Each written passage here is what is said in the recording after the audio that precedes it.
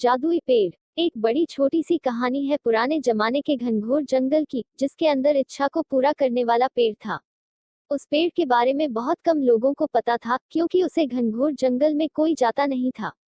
एक ऐसा जंगल जहां सूरज की किरणें भी बहुत मुश्किल पहुंच पाती थी। एक बार एक कलाकार वहां से निकल रहा था, और उसे उस पेड़ के बारे में कोई अंदाजा नहीं था। अब सहयोग यह था कि इस पेड़ के नीचे आराम करने के लिए रुका। अपने साथ घर से खाना लाया था। उसने खाना खाया और उसने सोचा कि थोड़ी देर आराम कर लेता हूँ, नींद ले लेता हूँ, उसके बाद चल दूंगा। और जब वह सोया तो उसकी नींद इतनी लंबी रही कि वो सीधा शाम में जगह। तब तक आसपास अंधेरा हो चुका था। उसे लगा कि अब तो मुझे यही रात बितानी होगी, इसके अलावा मेरे पास कोई चारा नहीं।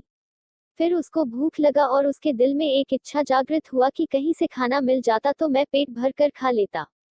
कमाल की बात यह हुई कि उसके सामने पकवानों से भरी हुई एक थाली आ गई।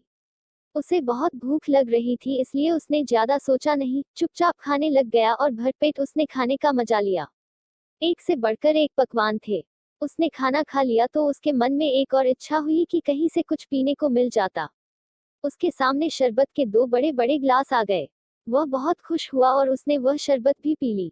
और यह नहीं सोचा कि यह कहाँ से आ रहा है। उसके मन में एक और इच्छा हुई कि जब इतना सब कुछ हो ही रहा है, तो कहीं से तकिया आ जाता, सिरहाने लगा लेता। ऐसे पेड़ के यहाँ आराम करने में दिक्कत आ रही है।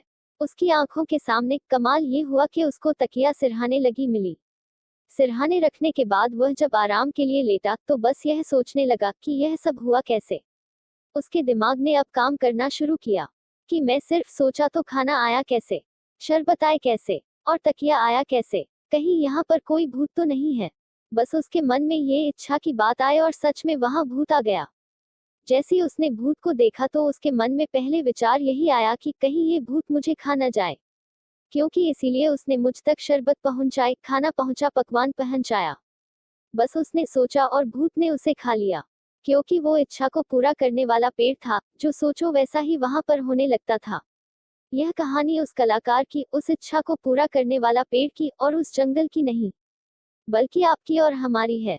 हमारा दिमाग इस दुनिया का सबसे बड़ा इच्छा को पूरा करने वाला पेड़ है। लेकिन कमाल की बात यह है कि हम हमेशा नेगेटिव सोचते हैं और वैसा ही घटने लगता है। Like, share, follow.